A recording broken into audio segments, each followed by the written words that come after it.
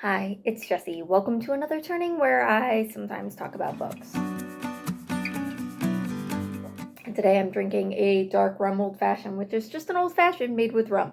If you're ever in the DC area and you're making a trip into the city, Cotton and Reed rum distillers, very good day for just a good afternoon.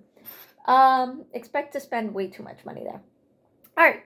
So I'm here with my January wrap-up. This is a new thing for me. I've never really done a lot of wrap-ups, and there is a very specific reason for that, and that's because I talk way too long and I read too many books. So those videos get really long and kind of boring, at least I assume so. So I've come up with a way to hopefully make them a little shorter. Inspired entirely 100% by Willie Muse. If you haven't seen his stuff, great stuff. He knits and talks about media. I'm going to crochet. I decided this year I got into crocheting at the end of last year, and I wanted to do some sort of crochet project for my reading. And I decided I'd make a cute little book snake, or maybe he'll be a worm, I don't know.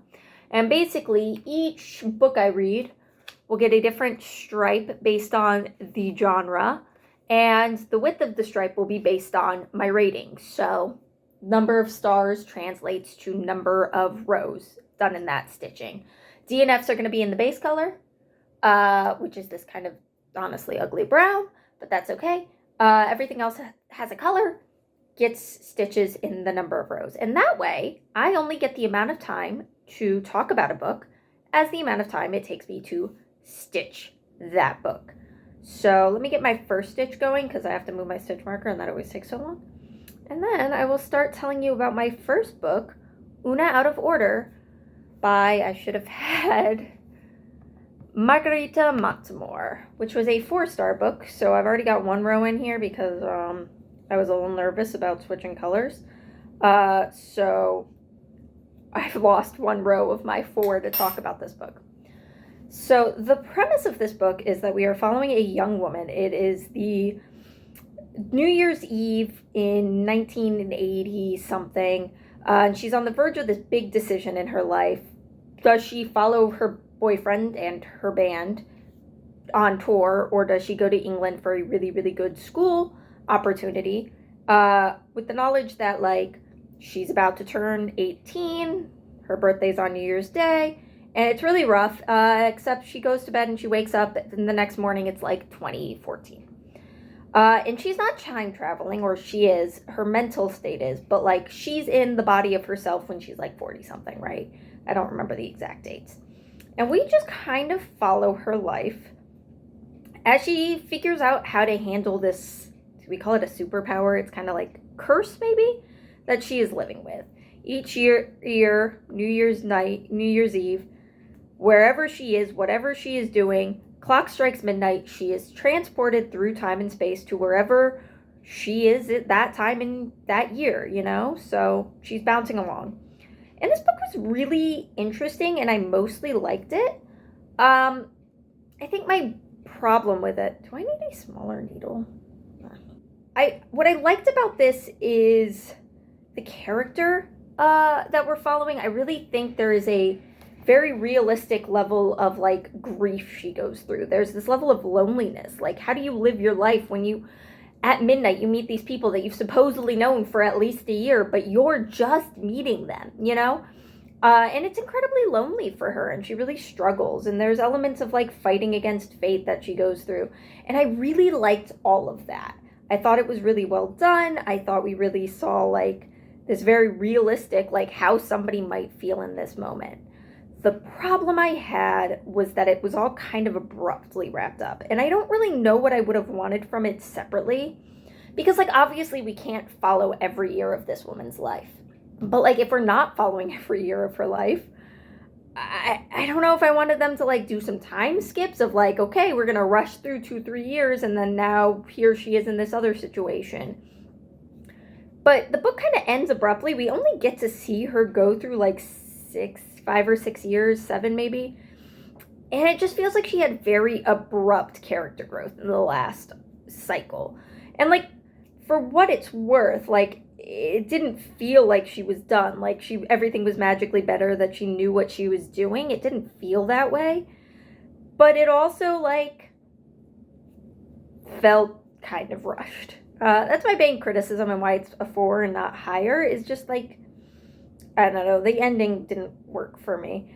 I do think it just felt a little too feel good. Like, they were like setting up this really tragic story and then decided at the last minute to back out and have it be this like feel good, heartwarming thing. None of the twists quite landed for me. One of them I kind of saw coming, I kind of didn't see coming. Like, I knew there was going to be a twist involving this aspect. I didn't predict exactly what the twist was, but it didn't quite land for me.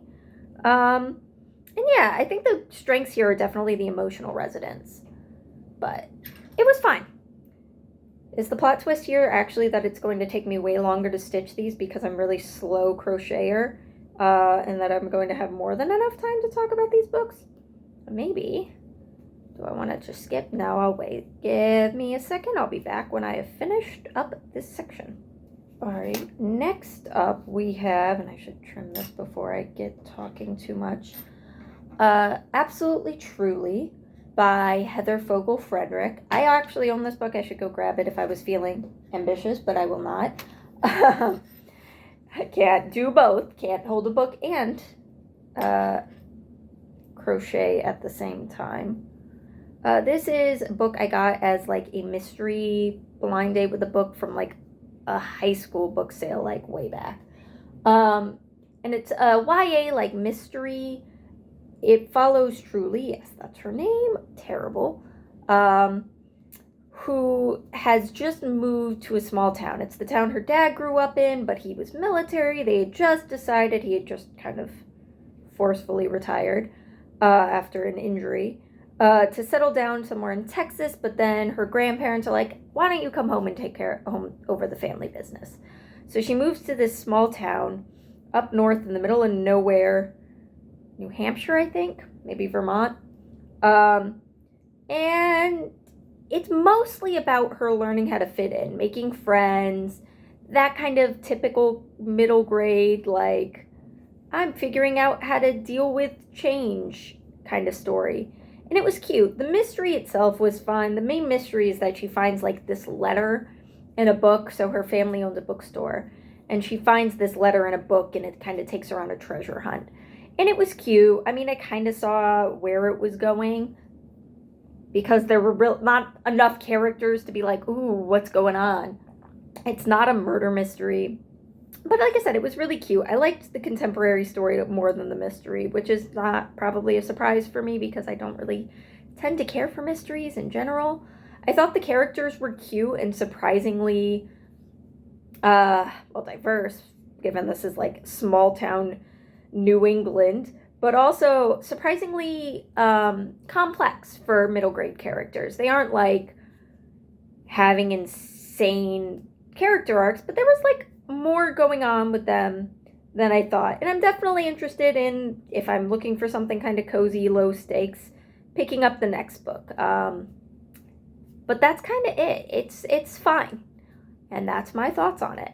This was a 3-star book, which means once again I have 2 more rows to stitch off camera so that I can have this be as long as it needs to be.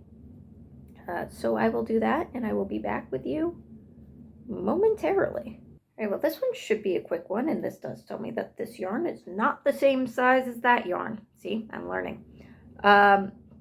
Because this is a DNF, and it's one I think people might be a little upset about.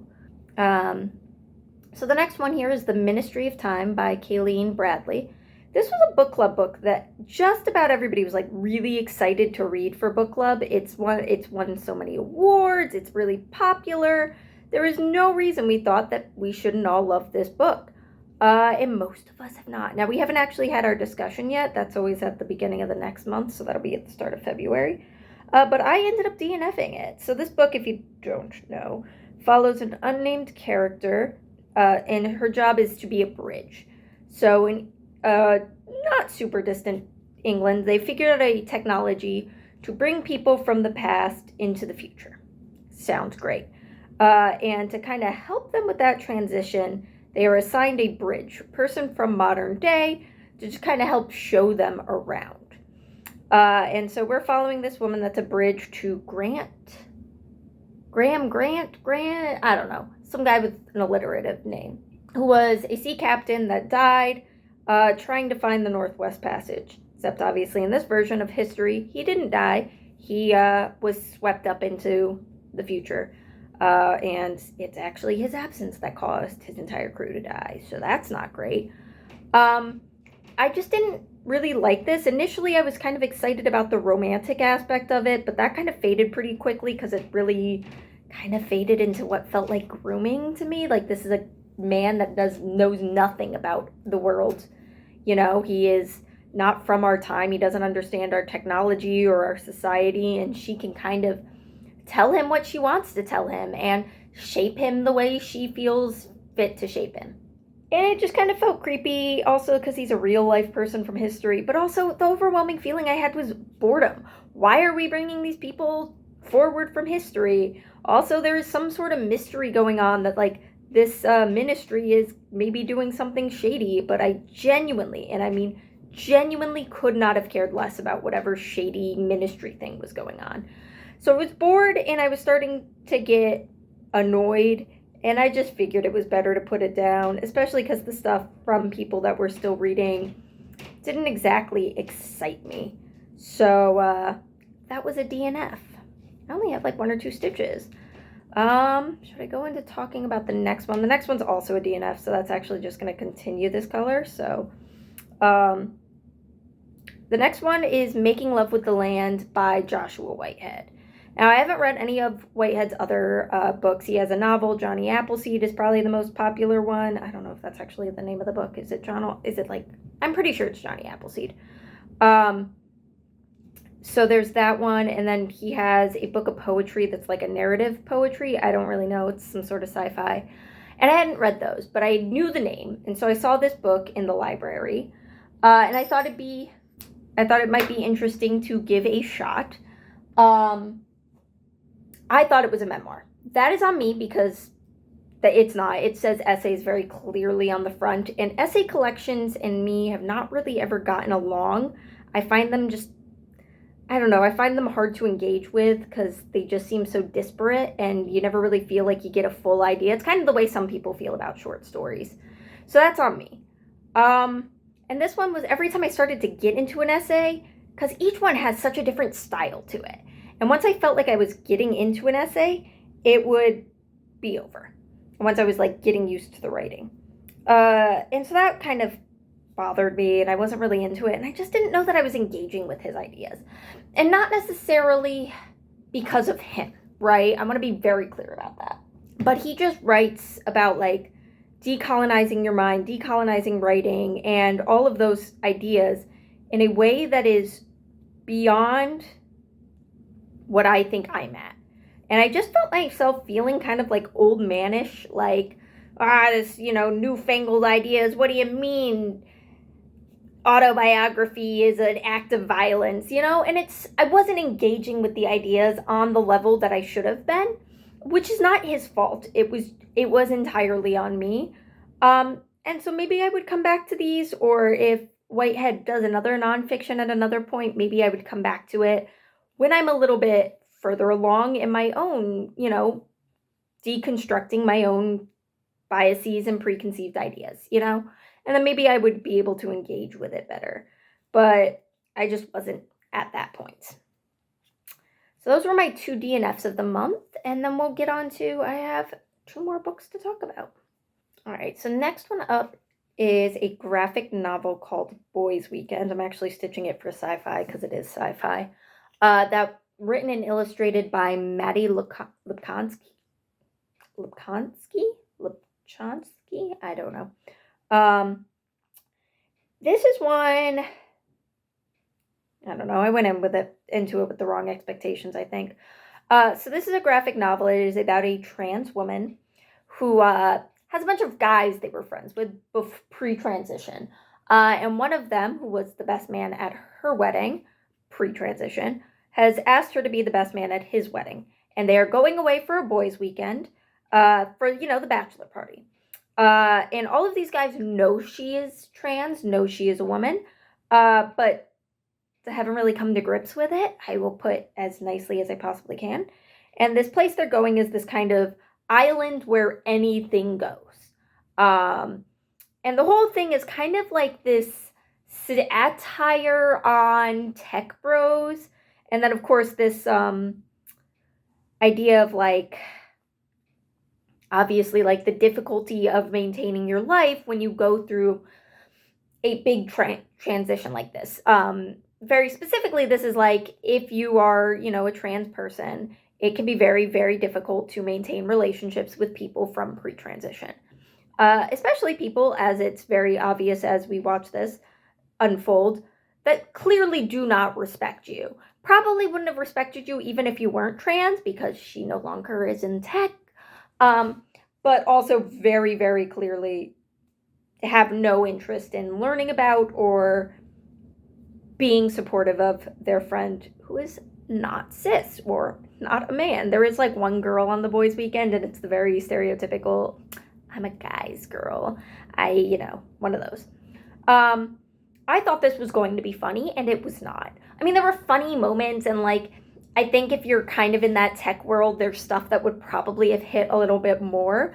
But honestly, it was mostly just really sad watching the main character, Sammy, just continually being put down and mistreated by her supposed friends was hard. And like, the heartwarming through line here is that her wife, and she has a couple trans friends back home that are very supportive of her. But that's not really enough ray of light. And then the reason this is sci-fi is this is a type of future world. And this island, which I think is literally a floating trash island, is super high tech. And part of that is things like clones. Like, one of the things they do, I don't know, it's kind of towards the end of the book, but like, I don't think it's a spoiler, is they go hunt clones of themselves. Also, these are all tech bros, and they're all getting involved in this great new tech startup that is a bunch of technobabble. Like, the whole point of it is that, like, they're just saying nonsense. It's literally a pyramid scheme. And maybe there's something else going on under the surface. I do wish the book had kind of focused more on that aspect of it rather than the, like, satire element. Because the sci-fi eldritch horror element of it was really cool. It was really rad. I wanted more of that. But it was really just fine. It wasn't bad. It wasn't like, it just wasn't for me. The other thing is the art style really didn't hit for me, which this writer, Mattie Lubchansky, that's probably how you say it. Lubchansky? Anyway, is a rather famous cartoonist, and I probably should have known their style, her style, and been prepared for that. But I was not. And the cover of it gives a very different vibe than the art on the inside, which is one of the reviews, because I love reading reviews afterwards. One of the reviews I read did kind of comment on that, but like, the cover kind of catfished them a little bit, that they were expecting a very different art style. It wasn't bad. I liked the, like, fantastical elements that were designed, but the people were not to my taste when I see comics. I think the thing about graphic novels for me is if I'm going to pick up a graphic novel instead of a regular novel, the visuals really need to be adding a lot to the story to make up for the lack of, like, words, which is just my personal taste. And this did not fulfill that. So this was like 2.75. I'll round up to a 3 for the point of stitching. Which means I'm going to pause again as I do 2 more rows, and I'll get back to you with the last book in this half of the wrap-up. Alright, then the next book was amazing. I'm calling it literary fiction, although I think that might be unpopular. I think it's categorized probably primarily as horror. You could also say it's sci-fi, because it's definitely like a near-future world. But I'm calling it literary because I feel like that is the most accurate descriptor of what it is. Again, though, would not feel remiss if it was in a different category. And that is Private Rites by Julia Armfield. I'll tell you off the bat, this is a 5-star. An outstanding, amazing 5-star. I finished this book the first time. I finished it and I went, I loved that. What just happened? And without even really thinking, I rewound it and started re-listening to the entire book because I needed to understand more firmly what I had just listened to. I'm not entirely sure that I got a better grasp on it. I don't know. I think I got a better grasp on it. I don't know that I answered all of the questions I had, but that's okay. I will probably read it at least one more time this year because I got the physical loan from the library, and I'll probably read it physically. And maybe I'll buy the book and read it again physically so I can actually highlight all the amazing lines in it. There's one relatively towards the end, but it's not really a spoiler, where it was like, oh, I'm not going to be able to quote it right. I wonder if I can get my notes.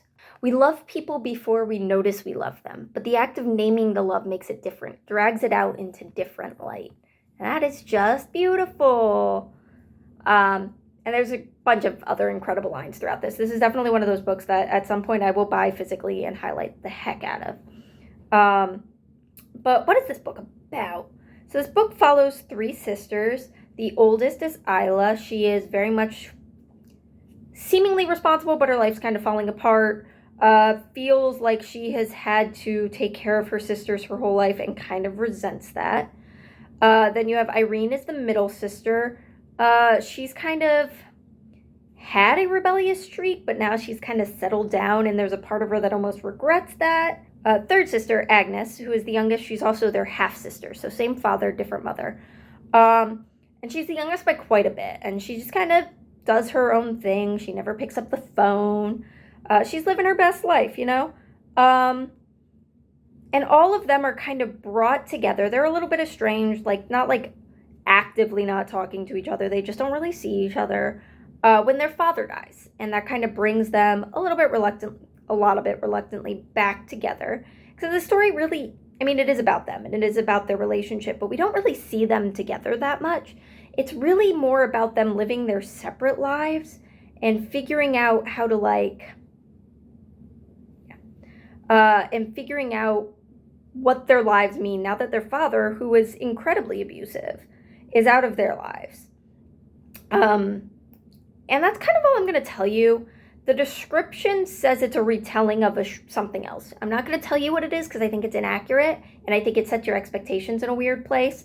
It's not. It's not a retelling of that. It vaguely pulls inspiration from one element of that. So just don't go in really thinking too much about that thing if you have seen that. And it's just beautiful. And I don't know how to talk about this book because it's weird and delightful. Also, in the background of all of this, it's not even like relevant to the plot. Is that we're living in like this near future world that has been absolutely destroyed by environmental collapse, and it's just raining all the time. Everybody's dealing with flooding. Their dad was an architect that specifically designed homes that would like survive this kind of environment, except of course he only sold them to the highest bidder, you know, one of those kind.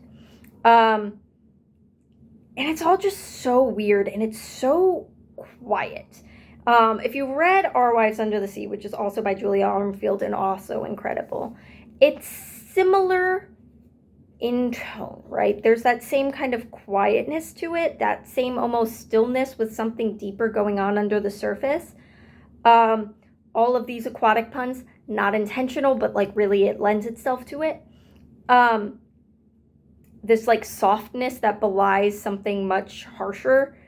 All of that's there. But there is something about the fact that it's about siblings rather than a wife that makes it, that element of like love is still there, but it's so very different. And like there is this element of grief, but the grief is actually almost like the lack thereof, wherein like these sisters aren't grieving their father dying because their father was awful and none of them really talk to him much, and he is the reason they're so estranged from each other. And none of that is really handled, but it is acknowledged because that's really where they are at their journeys, is just acknowledging the fact that this is something they went through and that it's something that affected them. And it's interesting because this is the kind of book I came out of it feeling like the way I felt about Lost Daughter Collective, for example, which was this quiet, weird book that felt written for me, right? It has this element that's like, yeah, that's for me. This doesn't have that.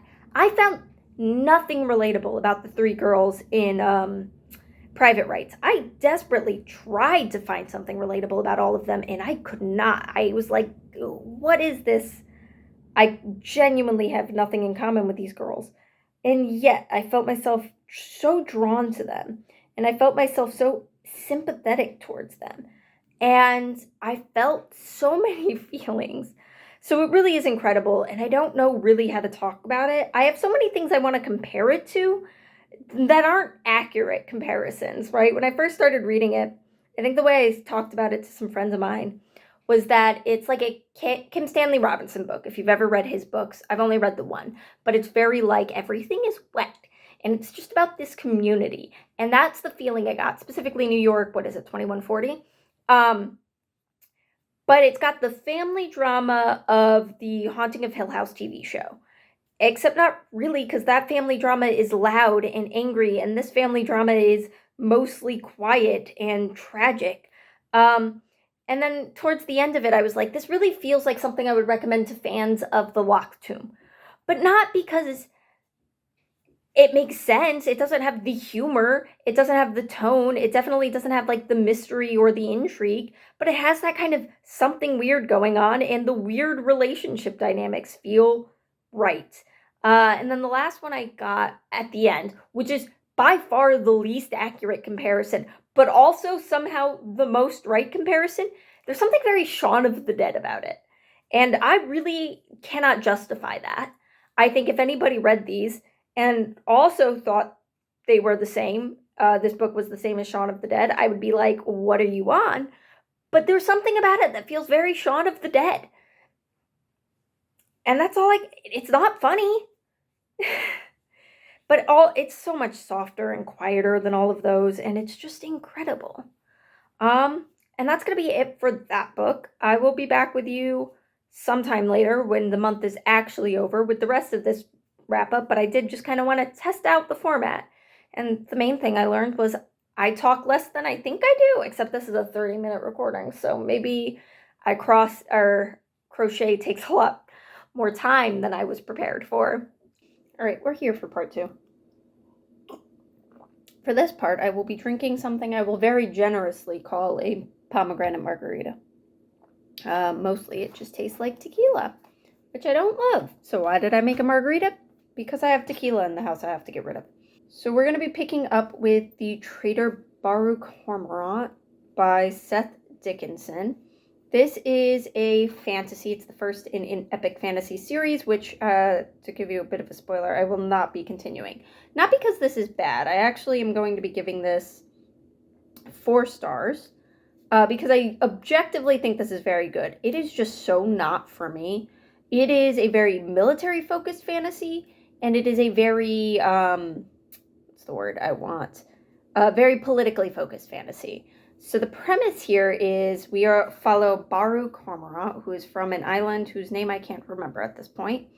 But at the start of the book, the big empire known kind of derogatorily as the Masquerade, it's definitely has a real name that I can't remember right now, has taken over her island, but they do it through like economic things, but messing with your ability to trade by doing culture wars. They kind of slowly take over in a way that's not necessarily military. This loses all meaning if I don't stitch while I'm talking. And all of that is, so her place has been taken over when she is young. And she doesn't like what they do when they take over. Like, a big part of it is that on her island, family units are very frequently made up of multiple partners. And so she has multiple fathers, and they kill or disappear one of her fathers. And there's like a big emphasis on like, make sure my count's right. So anyway, Baru doesn't like this place and vows revenge, but she decides the best way to get revenge is to advance within this nation and take them down from within. And what follows is Baru going to school, getting placed in this hierarchy, this society, being put on assignment someplace, and just a lot. First off, the masquerade is incredibly awful. They are hold a lot of very strict cultural laws that if you do not follow them, horrible things happen to you. So there's that. And then on top of it, Baru makes a lot of really questionable decisions. She's very heartbreaking. What really pulled me through this book, though, was Baru. She was such a fascinating character to follow because she just does these things that, like, I understand why she does them, but boy, is it hard to watch, you know? And so that's where I was ultimately so fascinated by this book and kept reading it. But I didn't enjoy reading it. Which isn't to say, you know, you don't need to enjoy everything you read. There is value in books beyond just enjoyment. But I'm just not in a headspace where I want to read things that don't bring me some form of enjoyment, you know? They don't have to be the best thing, the most fun thing ever. But, like, I want to enjoy what I'm reading, and I didn't. So I have no plans to continue Baru. That said, for all that I didn't love it and will not be continuing it, I would highly recommend this for most other fantasy fans, especially if you're fans of political fantasy or if you are fans of military fantasy. I feel like First Law fans would really like this. I feel like Malazan fans would really like this, or people that wanted to like those books but wanted, I don't know, a little bit of queerness, or women that don't necessarily get awful. Actually, I don't know that I could say that, but I think I would recommend this series very broadly. It just didn't quite do it for me, which is why it's getting a 4-star, even though I didn't love it. Because it deserves it. It's a good book that deserves 4 stars. I have 1.5 more rounds to do with this stitch, so I will see you on the next book. I have that burn healing on my finger. Let me tell you, that makes this a little bit more difficult. Or just uncomfortable. Like, the burn is mostly healed, so at this point it doesn't hurt or anything. Anyway, I know my form is awkward and terrible, though. That's what I can tell from looking at this. So, next book on here is I Who Have Never Known Men by Jacqueline Harpman. This was for a video, so I'm actually going to intentionally try to not talk for too long about it. See if you can guess the video that I'm doing. It's one I do a lot, that a lot of people do, so maybe you can figure it out. This one I actually sat here and debated between literary or sci-fi as my category, because it's definitely both. And I ultimately decided on sci-fi because it felt like the themes it was having and the way it was conveying them felt more sci-fi, very much dystopian, than it felt literary to me. And that's why I went with it. I mean, it's definitely got a lot of literary merit, so if your criteria for is something lit fic, just does it provide literary merit, then, you know, it's definitely lit fic. But I would put it under sci-fi, hence the color I'm stitching. So the premise of this is that we are following 40 women, well, 39 women and a young woman, a girl, that are stuck in a cage in what we eventually come to find out is a bunker. I don't think that's a spoiler. I do think descriptions of this give too much information away, but I'm somebody that prefers less rather than more info, so, you know, that's a preference thing. But we're in the perspective of the youngest of these women, who is a teenage girl. She's not exactly sure how old, but, you know, roughly somewhere in that, like, 13 to 16 age range when the book starts. And the rest of these women remember the world before this cage. They vaguely remember, you know, getting taken, not exactly, but they, you know, and they definitely remember what life was like before, but our narrator does not. She doesn't have a name, doesn't know what her name is. And that's kind of creates tension between her and the other women, because they'll talk about things, and then when she doesn't understand, they won't, like, explain. And that's where our book opens. It's actually at a particular time where the other women are talking about love, and specifically romantic love and sexual content, sexual connection, we'll call it, but not explaining to our narrator much more about it. And then the story kind of goes from there. There is a big thing that happens about 30 to 40% into the book that is in every synopsis for this you will find online. I'm not going to tell you what it is. You can probably guess what it is, because where else would this story go? But there it is.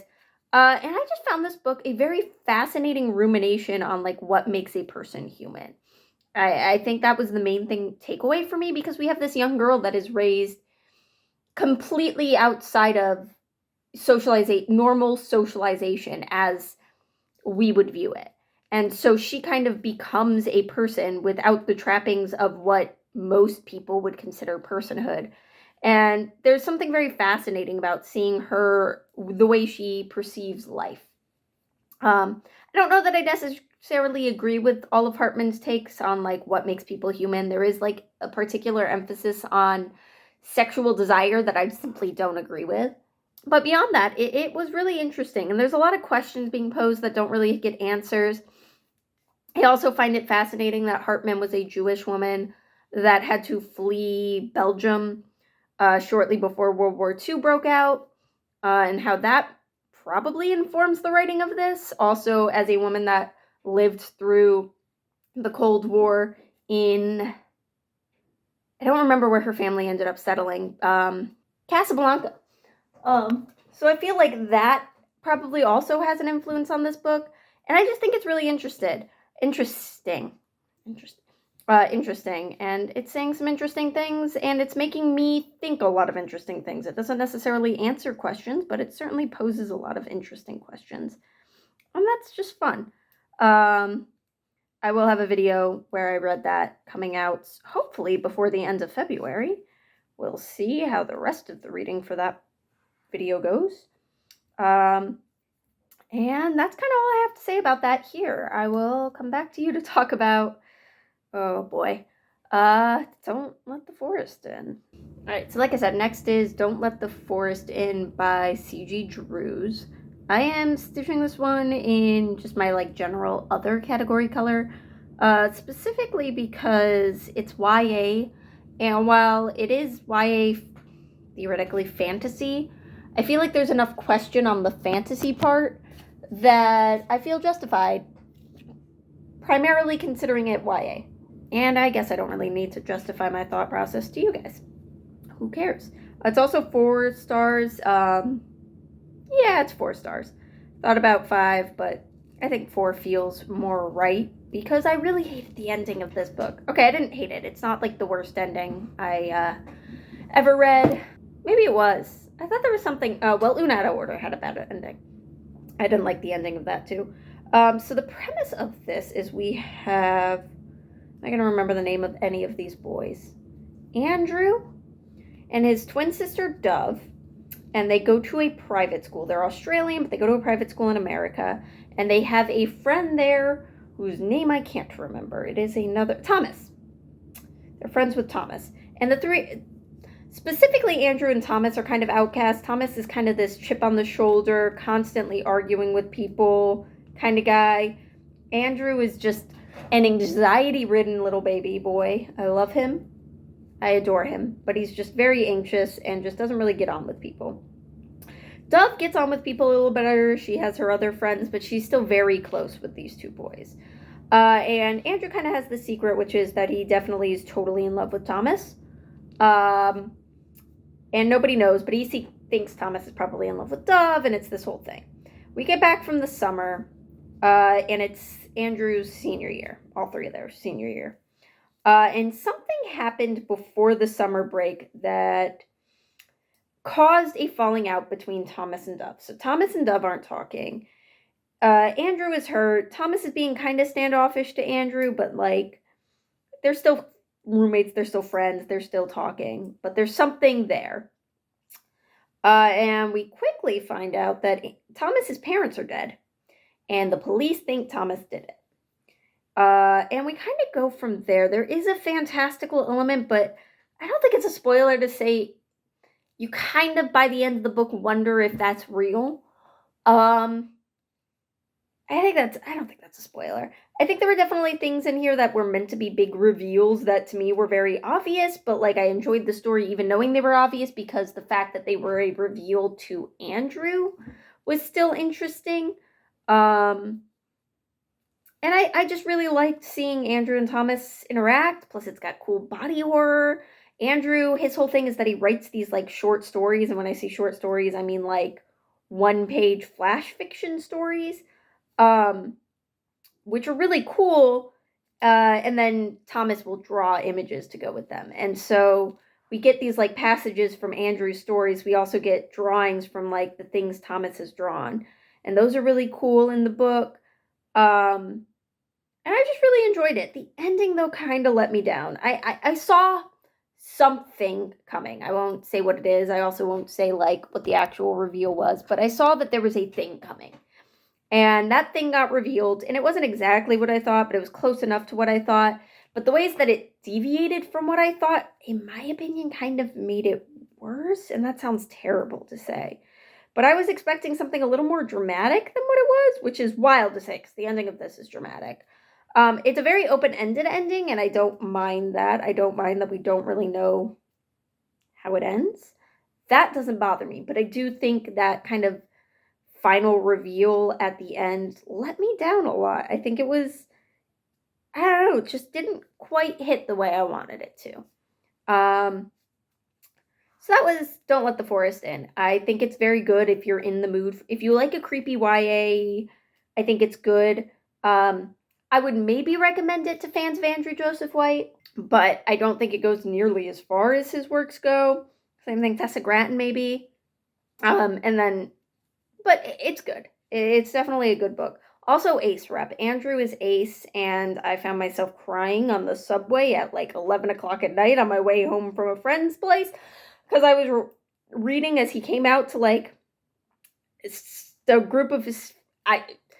It gets to me. I think there's something about like, because he has this moment where he's like, I know it's weird and blah, blah, blah, that like I'd be Ace, but I'm into this guy and blah, blah, blah. And they're like, it's fine.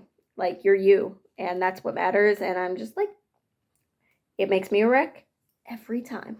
All right. Last of the 4 stars for this month. Look, it was a great reading month. That's good. It does make doing all of this kind of a pain. The last of my 4 stars for this month is a fantasy, although it's a fantasy romance. It's romantasy. Maybe I should have used romance. I did think about trying to see if I could figure out a way to do 2 colors at the same time. That felt a little too ambitious. And also, this felt like a good way to spite the guy that I saw posting today that romantasy should only be sold in the romance section of bookstores. Because, excuse me, sir, in what world is a book that's all about riding dragons and doing magic more romance than fantasy? Anyway, so this is Onyx Storm by, what's her name? I know her name. Give me a sec. Rebecca Yarros. So this was one, I didn't know if I was going to read this, honestly. I didn't love, like many people, I didn't love Iron Flame. I was severely disappointed with Iron Flame, actually. I thought it was bad. I think if I had to guess, not that I'm in publishing, not that I know these things, but if I had to guess, the release of that was rushed, and that's probably part of why it didn't come out as good, but also, I don't know, whatever. This isn't about Iron Flame. But I liked Onyx Storm a lot more. I ended up picking it up because I had such a fun time at the end of last year reading Wind and Truth at the same time as everybody else, and I just had such a fun time with that I was like, I want to do that more, which is why one of my goals for 2025 that aren't publicized anywhere besides my head is to read more new releases. This is also to help end of year stuff when I move into 2026. Geez, that's disgusting to think about. Time, it just keeps moving forward. Gross. But the other part of that is just that I just had fun. And so I want to do that again because I had some other friends that were reading Onyx Storm, and it just got me excited for the hype. So I decided to go back into it. I feel like my elbow shouldn't be all the way out like this. I'm suddenly very self-conscious about whether or not I am stitching things in a normal way. Maybe next year I do like a cross-stitch thing. I'm much more confident in my cross-stitching ability than my crochet ability. Anyway, so Onyx Storm is the 3rd book in the Empyrean series. So the Empyrean series is about dragon riders. It's about Violet Sorrengail, who, even though she spent her entire life thinking she was going to be a scribe, at the last minute her mom pushes her to be a dragon rider. That's the important bit. And when she becomes a dragon rider, she meets Xaden Ryerson, who is definitely enemy to her mother, and they fall in love reluctantly. You know, real enemies to lovers vibes. And it's just fun. The first book was a lot of fun. I liked the dragon stuff. Honestly, the way I like recommending this is that if you want Dragon Riders of Pern, but without the weird sexual assault and creepy gender dynamics, this will do it for you. Also, I guess if you want more romance. It's hard to really get into specifics about Onyx Storm because it's the third book in the series, and both the end of the first book and the end of the second book drastically changed some things for the world that we are living in. So let me just give some thoughts on it. One, I don't like Violet and Xaden's relationship in this book. Here is my take on this, and this is maybe unfair to Miss Rebecca Yarros, but it's what I'm going to say. I don't think she can write an ongoing relationship well. I think she builds tension for a relationship really, really well. I loved Xaden and Violet in the first book. But since then, it hasn't been good. In Iron Flame, there was weird, like, jealousy stuff going on. And this one, at least, the dynamic keeping them apart was more realistic, more, you know, believable, I guess. I don't know how to say it other than that. But, like, I hated their dynamic. I just, at my big age of 29 years old, have so little patience for the toxic, I would do anything to be with you, I'd let the whole world burn as long as I have you mentality. I just can't do it anymore. Maybe it's because I have been in relationships like that and they're toxic and unhealthy and bad. Maybe it's because I am settled into a very happy relationship where we both acknowledge that, like, even though we're the most important people in the world to each other, there are other important things in the world. You know? I don't know. But I just have so little patience for it. Luckily, this book did not focus solely on their relationship. And there's this, like, main plot line that's this, like, quest plot. And normally I don't love quests, but I was so into this quest plot. And I had... Oh, there we go. And I just had a lot of fun with it. And I think in this book, Rebecca Yarros. Why do I keep calling her everything under the sun? I think Yarros does a much better job of the tension between Xaden and Violet, because she clearly can do that we can't be together, but we're interested in each other thing really well. And in book 2, she just didn't have a good excuse for that. Whereas in book 3, she's given herself a good excuse for that. So that tension is back and it works much better. So are my thoughts. Those are my thoughts on Onyx Storm. This one I got is only going to be a 1-star, so you get to see me fight with this as I switch colors, so I have as much time as possible to talk about it. I do not like switching colors, and I don't know if I'm doing it right or how to do it. I'm almost lost that one. But I'm doing my best, you know? Gotta do the best I can. So this one is a 1-star. I hated this, should have DNF'd it, thought about DNFing it very early, and then kind of decided against it, and have regretted it since. And that's going to be Flowers for Algernon by Daniel Keyes. This is a classic I've had on my shelves for a while. I think I got it at some point. A school I worked at had it in like on a take a book, free book shelf. So I decided to give it a shot finally, and wow, did I hate it. So if you don't know what this book is about, it follows a young man, I don't know how old the man is. It follows a man named Charlie. And at the start of the book, and I specify at the start of the book, which sounds like a weird thing to say when I'm about to say what I'm going to say, he is in some way mentally handicapped. I don't know more than that, other than that he is, actually I think I'm not going to cut that. Other than that, I don't know more than that because the book doesn't give us more than that. It uses a different word that I will not be using. And Charlie is given the opportunity to have an operation that makes him more intelligent. And the book is all told in diary entries, progress reports that Charlie is writing. So the book starts out with a bunch of spelling errors and poor grammar and no punctuation, and then it gets slowly more than that, and then so on. So the book, gets more complexly written with fewer mistakes as Charlie's intelligence grows. And let me tell you, I was pissed off from the very beginning, and just the depiction of how, like, somebody with lower mental faculties would write, because, excuse me, how is this man getting every single proper noun spelled properly, and the man can't spell basic sight words? Like, it doesn't make sense. And I think part of it is that it's meant to be like this, that he is capable of learning if people would give him the chance to learn, but he is not given that chance. I think might have been intentional, but it definitely doesn't feel intentional. And then I just didn't like any of the things it said about being intelligent and what that means for a person. Like, there's this thing that, like, as Charlie gets more intelligent, whatever, he starts having more emotions. Like, at the beginning of the book, he's just happy all the time. And then he starts feeling other things like anger or arousal. And it's like, you telling me just because this guy, it made me really mad.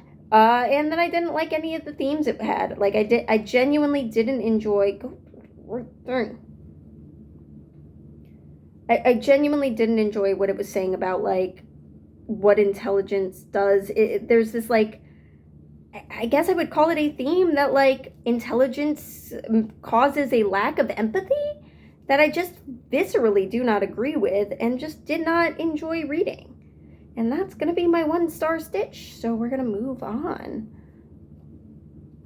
I think this is the right move. The next one is fantasy, so I'm going back to the same color I was just doing. And I'm hoping I can just switch over like this, and it should actually, hopefully, be fairly easy. And then the final book I read in the month, both Flowers for Algernon and this one I finished on the 31st, like at the last minute. Why did I rush to read them? I don't know. I just did. So the last book that I read was Breath of the Dragon by by Shannon Lee and Fonda Lee. Shannon Lee, if you don't know, is the daughter of Bruce Lee, and Fonda Lee, of course, is the famous author of the Green Bones saga. This is a book I actually got as a ARC, which I don't have many of, but it's nice to finally find a service that does audiobook ARCs. Because that's my big problem. I read most of my books in audio, and so ARCs were hard to come by. ARCs that realistically I might read before they came out. This one I did not read before it came out. Oops, but I tried. I sure did try. And this was a 3-star for me. So this book is about a world where some people are born breath-marked, so with the breath of the dragon upon them. And we start the book with 5-year-old, 6-year-old June, who some people are coming to see we find out very quickly, to see his brother, because his brother is breath-marked. And in the east, right, do I have this backwards? I might have my east and west backwards. In the west, I think, where they live, breath-marked people are taken away to learn how to fulfill a specific role in society.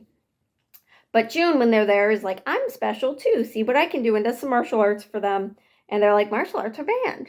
So June and his father get exiled to the east. Right? I think I have my east and west right. They're from the west. They get exiled to the east. Maybe I have that backwards. It's not that hard to follow if I do.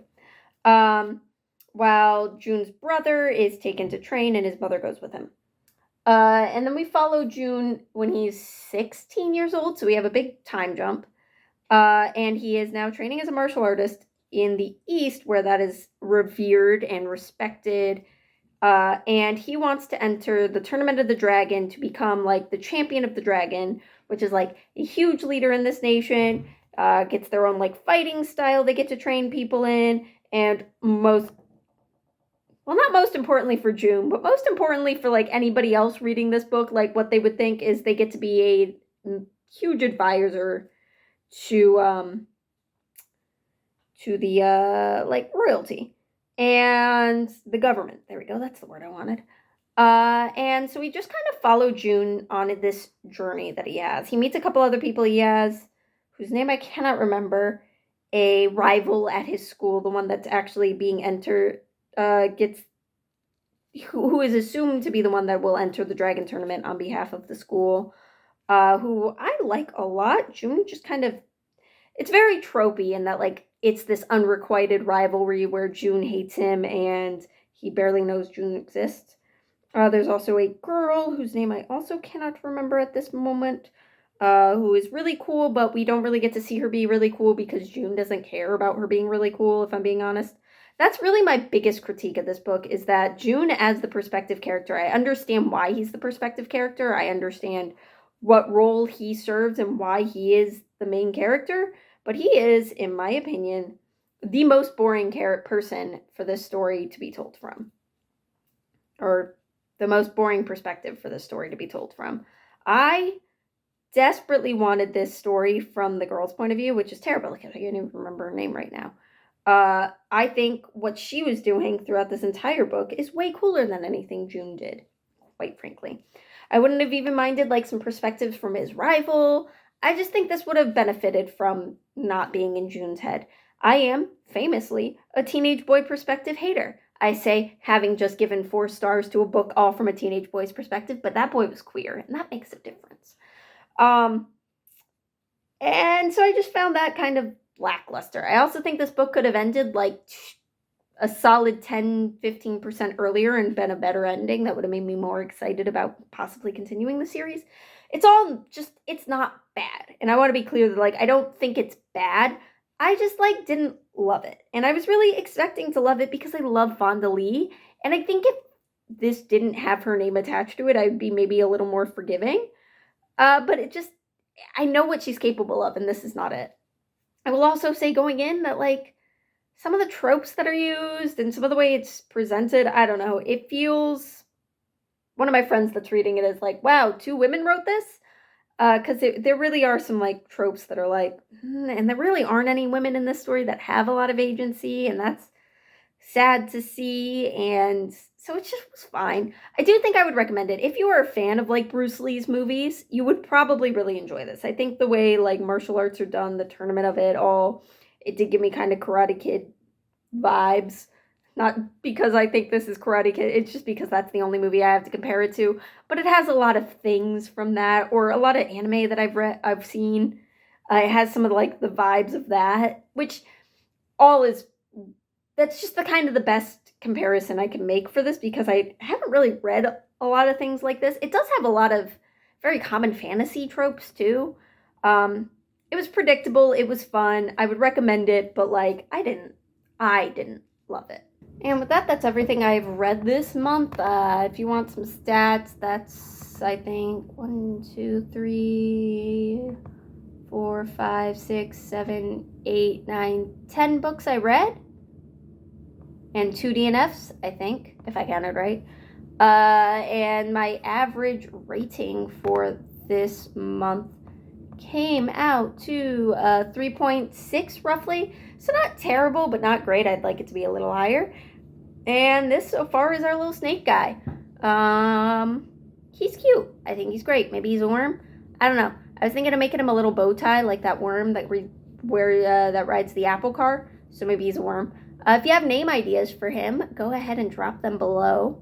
But so far, he's real cute. Very blue. Might get some romance in that would make him more pink next month. We'll see. Right now, I am reading mostly stuff for a video, so we'll see how that goes. All right. Love y'all. Bye.